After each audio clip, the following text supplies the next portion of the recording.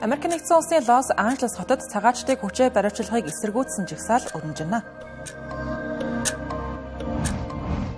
Оросын улбаны улсын агаарын хүчин Украин улс руу нэг шөнийн дотор 452 дрон 45 хуужин харавжээ.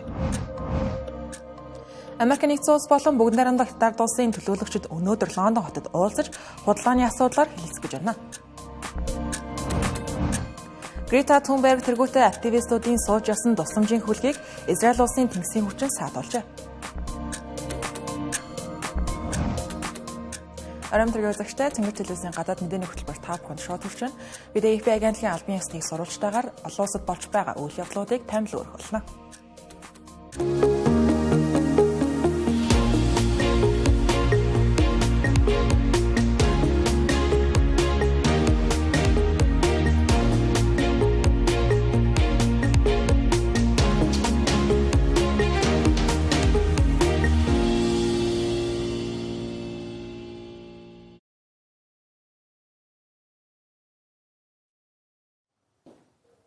Америк нэгдсэн улсын Калифорни мужи улсын Лос Анжелес хотод ерөнхийлөгч Дональд Трампын цаг цагиргааны цагаачлалын чин гатуу бодлогыг эсэргүүцсэн жагсаал энэхүү 3 дахь өдрөө үргэлжилж байна. Ялангуяа өнөөдрөөс нөхцөл байдал тун хурцтмал болж эхэллээ. Учир нь ерөнхийлөгч Дональд Трампын захирамжаар үндэсний гвардийн 2000 гаруй зэрэг Лос Анжелес хотод дайрчлагдаж эхэлсэн байна. Түүний бэм гарагт гаргасан захирамжид цагдаагийн ажиллагаанд саадуулшуулсан альваа жагсаалыг бослого гэж үзнэ гэсэн байлаа. Мөн Дональд Трамп өөрийн Truth Social платформд Калифорни мужи улсын захирагч Гэвин Ньюсом Лос Анжелес хотын дарга Карен Басс нарыг шүүмжиж тэдийг ажиллагаа хангалттай хийж чадахгүй, бослого үмэнийг дарж чадахгүй байгаа учраас өөрөө оролцохоос өөр аргагүй боллоо гэсэн утгатай мэдээллийг хийсэн байна. Дашин дуртахад Калифорни мужи улсын захирагч Гэвин Ньюсом болон Лос Анжелес хотын дарга Карен Басс нар нь ардчилсан намаас сонгогдсон тул бүгд найрамдах намаас сонгогдож ерөнхийлөгч болсон байгаа. Ерөнхийлөгч Дональд Трамптай олон асуудал дээр санал зөрүүлдэг нь гарцаагүй. Энэхүү төрийн цахилгааны удирдлагаар биш ерөнхийлөгчийн шийдвэрээр тухайн мужийн үндэсний гвардийг дотоод эмч журам сахиулахад ашиглаж байгаа нь Америк нэгдсэн улсын түүхэнд 1965 оноос хойш анх удаа болж байгаа үйл явдал. Калифорни мужийн аман захирагч Гэвин Ньюсом энэхүү шийдвэрийг жагсаалыг санаатайгаар өдөөнөрхөрсөн үйлдэлээ гэж үзэн хүчтэй эсэргүүцэж байна. Тэрээр жагсаалыг зохицуулахад хангалттай цагдаа хүчний байгууллагууд байгаа үндэсний гвардийнхныг авчирч нөхцөл байдлыг дэвргэх ямар ч шаардлагагүй гэдгийг хэлж байгаа юм. Мөн ерөнхийлөгч Дональд Трампыг гаргасан захирамжаа буцаан татаж үндэсний гвардийг дайрчлах эрхийг мужийн захиргаанд бүрэн шилжүүлэхийг шаардаж байна. Эсэргүүцлийн жагсаал хэрхэн эхэлсэн бэ гэдгийг харах юм бол өнгөрсөн 7 хоногийн баасан гарагийн орой Лос Анжелес хотын хувцсны үйлдвэрүүд ихээхэн байдаг дүүрэгт цэргийн хувцастай холбооны тусгай ажилтнууд цагаач ажилчдыг хайж эхэлсэн ч хамгүй их үүмэн самууд игдээсэн юм. Үүний дараа жагсаагчид эсэргүүцлээ илэрхийлж хариуд нь хууль сахиулагчид нулимс сасруулагч ашигласан байна. Жагсаал бэм гарагт үргэлжиж Лос Анжелесийн төв болон тус хотын ойролцоох дүүргүүдэд тэр дундаа Латин Америк гаралтай оршин суугч олонтой Парамаунт хотод илүү хүчтэй өрнөж эхэлсэн байна. Албаныхан баасан гарагт 100 гаруй үнийг баривчилж, бэм гарагт 20 гаруй үнийг голчлон Парамаунт хотод саатуулсан байгаа юм. Ням гарагийн өглөөхөд жагсаал харьцангуй нам гүн болж эхэлсэн байсан. Гисэдэж төв хорих газрын ойролцоо үндэсний гвардийн цэргүүд ирж эхэлсэн байгаа юм. Удалгүй төв хорих газрын гадна олон зуун жагсагч болон үндэсний гвардийнхан хооронд ширүүн мөргөлдөөн гарч замраагүй байдал үүссэн байна. Тэгвэл үндэсний гвардыг хэн дууддаг вэ гэдгийг харуул үндэсний гвард нь өөрөө Америк нэгдсэн улсын мужийн захирагч болон ерөнхийлөгчийн захирамжаар дайрчлагдаж болдог цорын ганц зэвсэг хүчин байна. Ихэнх тохиолдолд гвардийн хүчнийг тухайн мужийн захирагч удирддаг, ихэвчлэн энгийн ажил эрхэлдэг, шаардлагатай үед л албанд татагддаг байна. Үндэсний гвардыг байгалийн гамшигын үед буюу хар салхи, үер, ойн түүмэр зэрэгт хамгийн ихээр дайчилдаг. Зарим үед дотоод өмнө самууныг намжаахын тулд мужийн захирагчийн хүсэлтээр дайчилдаг байна. Жишээ нь 1992 онд Калифорни мужийн захирагч Пит Вилсон Лос Анжелес хотод дэгдсэн босолгын дараа тухайн үед ерөнхийлөгч байсан Жорж Бушаас үндэсний гвардийн цэргүүдийг илгээхийг хүсч байсан. Энэхүү босгон нь Родно Кинг гэх нэртэй өнгөт арьс залууг додож гэмтээсэн 4 цагаан арьс цагдаа шийтэгдээгүйд уурлаж бухимдсан иргэдийн эсэргүүцлээс үүдэлтэй байсан. Нэг одоогийн нөхцөл байдал шиг буюу ерөнхийлөгч Дональд Трамп шиг мужийн удирдлагуудын хүсэлтийг харгалзахгүйгээр ерөнхийлөгч өөрөө үндэсний гвардыг илгээж байгаа нь өмнө нь зөвхөн нэг л удаа болж байсан үйл явдал. Тодорхойлбол 1965 онд ерөнхийлөгч байсан Линдон Джонсон мужийн удирдлагуудын зөвшөөрлгүйгээр гвардийн хүч ашигласан тохиолдолтой ижил байгаа юм. Тэр үед Джонсон ерөнхийлөгч Алабамад болсон хүний эрхийн төлөө чагсаалд оролцогчдыг хамгаалах зорилгоор 3000 гаруй цэргүүдийг явуулж ирсэн юм а.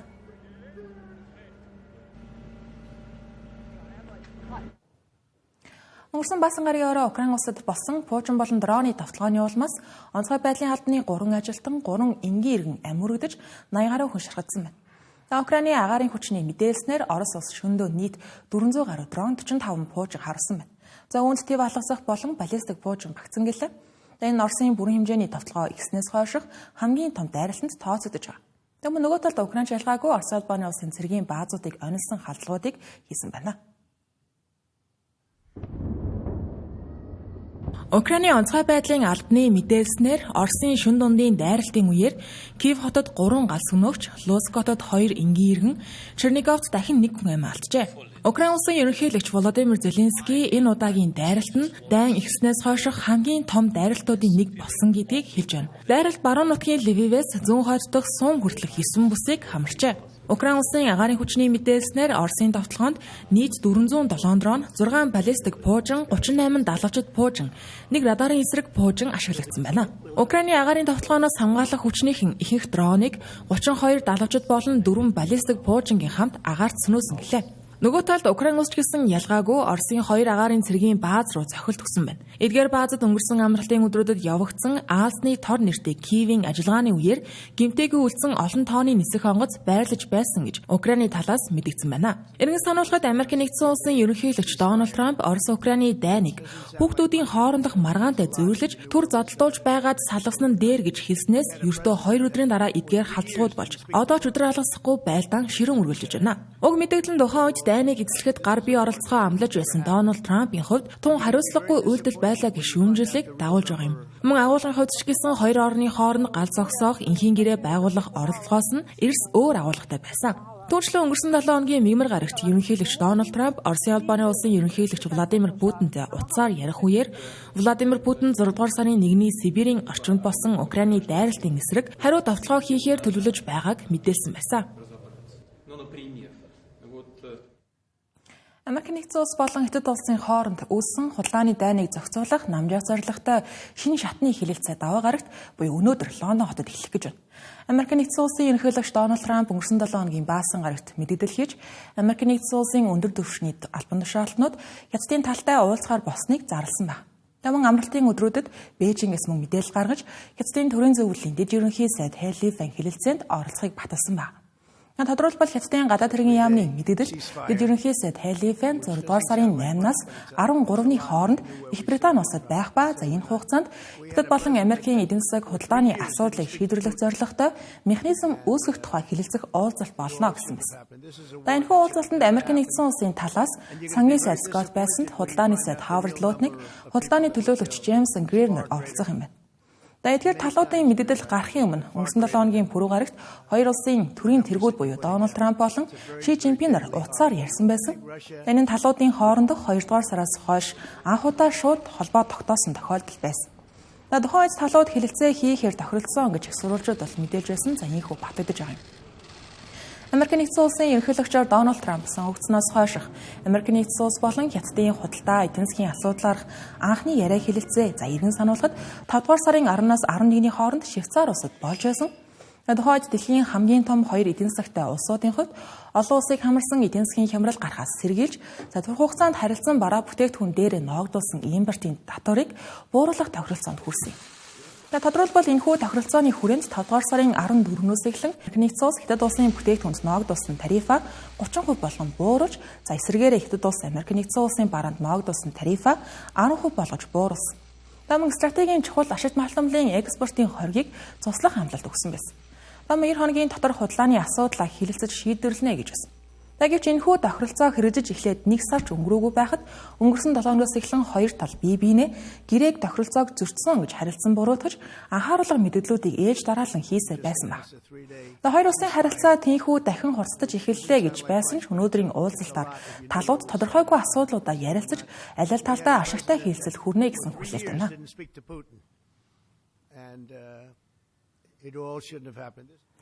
Израиль улсын тэнгисийн хүчин Грета Тунберг тэргүүтээ активистууд сууж явсан газар дундын тэнгисээр газын зурус руу чиглэж байсан хүмүүнлэгийн тусламжийн хөлгийг саатуулж зорчигчдыг баривчлан Израильд авчирсан байна. Чөлөөний төлөөх чөлөөт нийтлэл гэх нэртэй байгууллагын мэдээлснээр Мадлын нэртэй тус хөлийг Израилийн цэргүүд Хайдранд явж байхад нь дайран орж газын зурус хүргэхээр бэлдсэн тусламжийг зогсоосон гэлээ. Активистууд тусламжийн хөлгөөр дайны улмаас туйлдж байгаа газын зурваст хүнс эмнэлгийн эргэсэл зэрэг зайлшгүй шаардлагатай тусламж хүргэхээр явж байсан юм а. Мөн Израилийн цэргийн ажиллагаа болон хүмүүнлэгийн тусламж нэвтрхийг хориглож байгааг эсэргүүцэх зорилготой уг аяллыг эхлүүлсэн. Аяллыг зохион байгуулсан эрх чөлөөний төлөөх флот эвслийн зүгээс багийнхныг хууль бусаар баривчилж тусламжийн ачааг хүчээр хураасан гэж мэдэгдэлтэй дурдсан байна. Харин Израиль улсын гадаад хэргийн яам энэхүү үйл явдлыг PR шоу хэмээн тодорхойлсон мэдээллийг X платформоор дамжуулан нийтэлжээ. Мөн баривчлагдсан активистууд Израилаас албан буцаагдаж тээвэрлэж явсан тусламжийг албан ёсны сувгаар газын зурваст хүргэнэ гэж Израилийн талаас мэдээлж байна. Уур амьсгалын өөрчлөлтийн эсрэг кампанид ажиллаараа нэртэй Шведийн активист Грета Тунберг нь энэхүү Мадлын нэртэй дарвуулт онгоцонд суусан 12 активистуудын нэг байсан юм а. Онгоц өнгөрсөн 7 хоногт Итали улсын Сициль хотоос хөдөлж замдаа Ливийн иргэн харуулд баригдахаас зайлсхийж далайд үсэрсэн байсан 4 дөрвөгчийг аварсан байна. Хүлгийг Израилийн тал зогсоосны дараа урьдчилан бичигдсэн мэдээлэлдээ Грета Тунберг намайг болон бусдыг аль болох хурдан суллуулахын төлөө найз нөхөд гэр бүл хамтран зүтгэжтэй Шведийн засгийн газарт шахалт үзүүлэхийг уриалж өгнө хэмээн хэлсэн байлаа.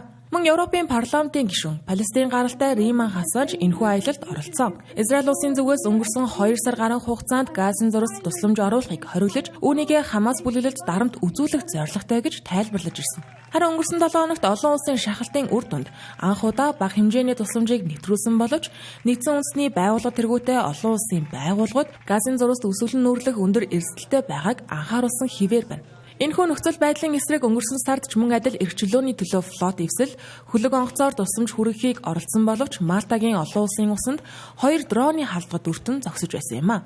Израиль болон Египт улс нь 2007 онд Хамас бүлэглэл газын зурваст эрх мэдлээ тогтоосноос хойш газын зурвасыг чиглэсэн олон тооны хоригуудыг тавьсан байдаг. Үүнийгээ Хамас бүлэглэлийг холбоотнуудаасаа зэвсэг оруулж ирэхээс сэргийлсэн арга хэмжээ гэж тайлбарладагч шүүмжлэгчид энэ нь Палестины ард иргэдийг нийтээр нь шийтгэж байгаа хэрэг гэж үздэг байна. Тэр үеэс хойш Израиль болон Хамас бүлэглэлийн хооронд нөхцөл байдал харьцангуй тайван байсан боловч 2023 оны 10 дугаар сарын 7-ны өдөр Хамас бүлэглэлийн хийсэн дайралтаар Израиль улсын өмнөд хэсгийн бүс нутагт 1200 орчим хүн амиа алдаж 251 хүн барьцаалагдсан юм. Барьцаалагдсан хүмүүсийн ихэнх нь чөлөөлөгдсөн боловч 55 хүн одоо ч Хамас бүлэглэлийн барьцаанд байсан хэвээрээ байна. Тэдгээрийн тал гаруй нь амиа алдсан байж болзошгүй байгаа юм а. Тэрхүү 10 дугаар сарын 7-ны халдлын эсрэг Израиль улсын эрх баригчид Хамас бүлэглэлийн эсрэг дайн зарлаж мөргөлдөн инхүү 2 жил хэртээ үргэлжилсэний үр дүнд Израилийн цэргийн ажиллагааны улмаас газын зурваст 54,000 гаруй хүн амь өргөцсөн байна. Үүний ихэнх нь эмэгтэйчүүд болон хүүхдүүд болохыг газын зурвасын эрүүл мэндийн яамнаас мэдээлж байна. Мөн газын зурвасын дэд бүтцийн байгууламжууд бүрэн сүйдэж хүн амын 90 гаруй хувь нь орон гэргүй болоод байгаа лээ. Хөтөлбөр үргэлжилж байна. Энэ хэсэгт би зарим мэдээллийг товчоор өргөлнө. Америк нэгдсэн улсын төрийн департамент гадаад дахь консулын газруудаа Харвардын их сургууль тэмцсэн гадаад оюутнуудын визний хүсэлтийг дахин хүлээн авч эхлэхийг үүрэг болгосон тухай The Washington Post мэдээллээ. Үүний өмнө 5 дугаар сарын 23-нд Дональд Трампын цэцгэлгааны зүгээс Харвардын их сургуульд суралцахаар төлөвлөж байгаа гадаад оюутнуудын визийг цуцлахыг тушаагаад байсан юм а. Харин өнгөрсөн 7 хоногийн пүрэв гарагт холбооны шүүгч Дональд Трампын шийдвэрийг турх хугацаагаар хүчингүй болгосон билээ.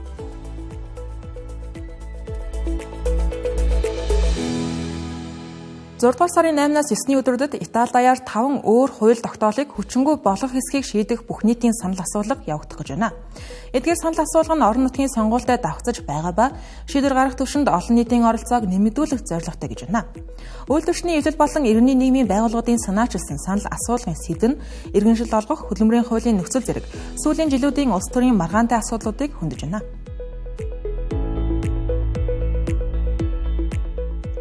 Бүгд найрамдах Солонгос улсын Сөүл хотын дээд шүүх ерөнхийлөгч Lee Jae-myungны сонгуулийн үеэр худал мэдэгдэл хийсэн гэх хэргийн шүүх хурлыг тодорхойгүй хугацаагаар хойшлууллаа.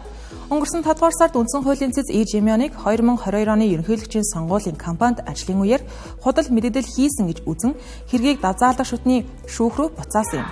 Сөүл дахь дазаалдах шатны шүүх энэ хэргийг 6 дугаар сарын 18-нд хэлэлцгээр тавсан байсан ч ийхүү хойшлогдож байгаа нь ерөнхийлөгчийн сонгуультай холбоотой байж магадгүй байна.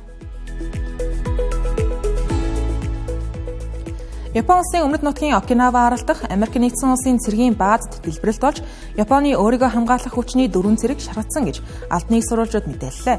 Тэдгээр цэргүүд дэлхийн 2 дугаар дайны үеэр хэрэглэгдэж байсан дэлбэрээгүй бөмбөг хадгалдаг байгууламж дээр ажиллаж байх үедээ тэнхүү гэмтсэн байна. Өөрийгөө хамгаалах хүчний зүгээс ослын шалтгаан болон нарийн байршлыг тодруулж байгаагаа хэлсэн байна. Цэнгэр телевизийн гадаад мэдээний хөтөлбөр та бүхэнд хүрэлээ анхаарлаа хандуулсан явдал баярлалаа.